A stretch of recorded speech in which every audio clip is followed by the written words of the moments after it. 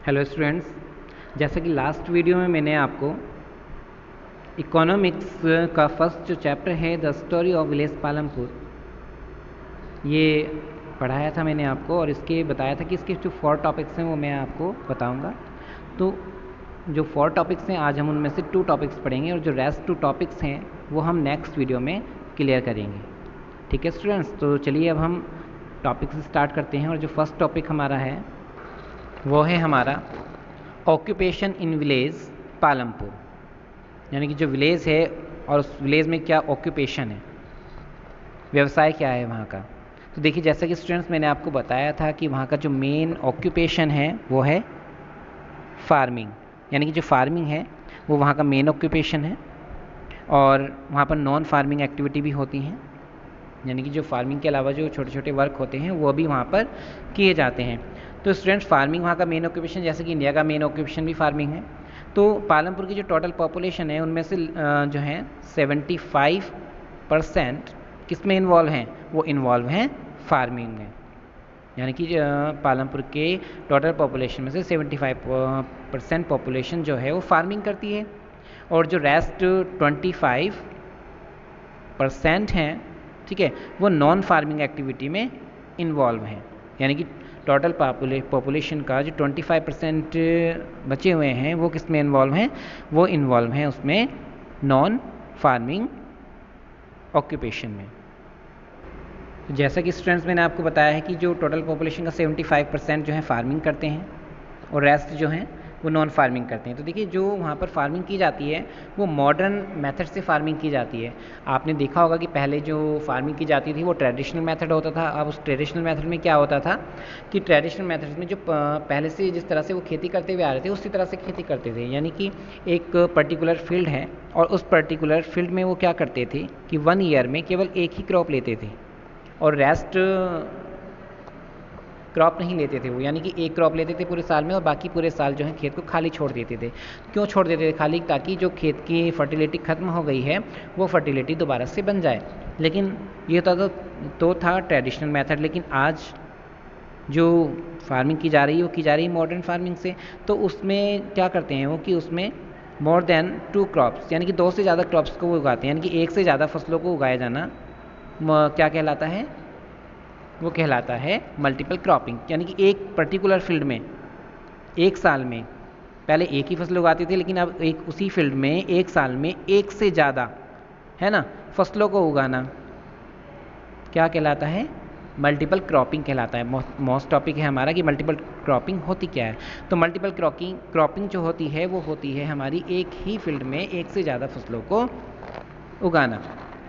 पहले एक ही क्रॉप ली जाती थी, है ना, तो उससे इनकम कम होती थी हमारी। अब एक साल में हम क्या कर रहे हैं, एक से ज़्यादा इनकी 3-3, 4-4 फसलें एक ही फील्ड से ले रहे हैं, तो हमारी इनकम बढ़ गई है ना। तो अब पहले जो फर्टिलिटी को बनाने के लिए खाली छोड़ देते खेत को, लेकिन अब क्या करते हैं वो कि जैसे ही फसलों को काटा, हार्वेस्ट किया, उसके बाद में उसमें फर्टिलाइज़र यूज़ किया। फर्टिलाइज़र यूज़ करने से क्या हुआ कि उसकी जो फर्टिलिटी है वो दोबारा से बन गई। फिर से फसल अच्छी हुई, हार्वेस्ट किया, फिर से फर्टिलाइज़र उसमें यूज़ किया, पेस्टिसाइड्स यूज़ किए गए। तो उससे क्या हुआ कि हमारी जो एक ही फील्ड है उसमें एक से ज़्यादा फसल हमने ले ली। ठीक है स्टूडेंट्स, और उससे क्या हुआ कि हमारी इनकम बढ़ गई है। तो मॉडर्न मेथड क्या है, मॉडर्न मेथड यानी कि मॉडर्न कल्टीवेशन किस तरह से किया जाता है। तो मॉडर्न कल्टीवेशन करने के लिए उन्होंने क्या किया, ट्रैक्टर का यूज़ किया, है ना, जैसे कि ट्यूबवेल सिंचाई के लिए उन्होंने यूज़ किए। मल्टीपल क्रॉपिंग अभी आपको बताया है कि मल्टीपल क्रॉपिंग उन्होंने यूज़ किया, और उसमें जो हाई यील्डिंग वेराइटीज़ के सीड यूज़ किए, यानी कि HYVS सीड्स। HYVS की फुल फॉर्म क्या होती है, यानी कि HYVS, इसकी जो फुल फॉर्म होती है वो होती है high yielding varieties of seeds. यानी कि इन्होंने ये वाले बीज जो हैं यूज़ किए। इसमें क्या हुआ कि इस बीजों में जब क्रॉप निकल कर आती है तो उसमें जो उसका फल होता है वो ज़्यादा आता है, ठीक है ना। उसका रिजल्ट क्या होता है कि ग्रीन रेवोल्यूशन।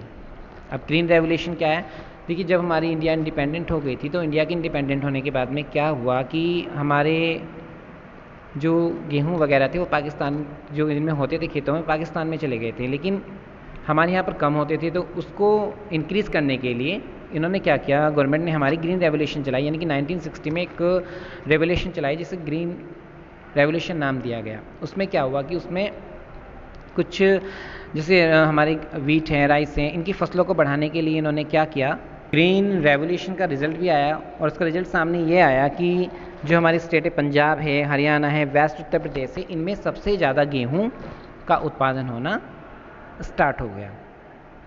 तो ग्रीन रेवोल्यूशन से हमारे यहाँ पे प्रोडक्शन की काफ़ी इंक्रीजिंग हो गई।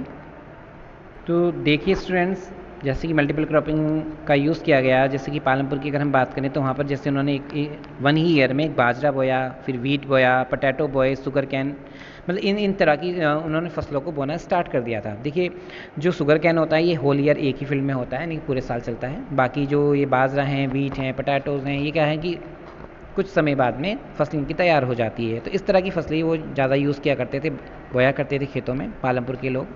ठीक है, तो मॉडर्न फार्मिंग करने के लिए स्टूडेंट देखिए किस मेथड से यूज़ किया जाता है, क्या क्या हमें स्टार्टिंग में करना पड़ता है, किन किन चीज़ों की हमें रिक्वायरमेंट होगी मॉडर्न फार्मिंग करने के लिए, तो उसके बारे में बताया गया है इस पिक्चर में। ठीक है, सबसे पहले हम ट्रैक्टर का यूज़ करेंगे जो है खेत को जोतने के लिए। फिर उसमें हमने बीज डाल दिए हैं, बीज बो दिए गए हैं उसमें, एच वाई वी जो सीड्स हैं वो बो दिए गए हैं उसमें। फिर फर्टिलाइज़र, जब फसल आ गई थोड़ा सा फर्टिलाइज़र भी उसमें यूज़ किया ताकि फसल अच्छी हो जाए।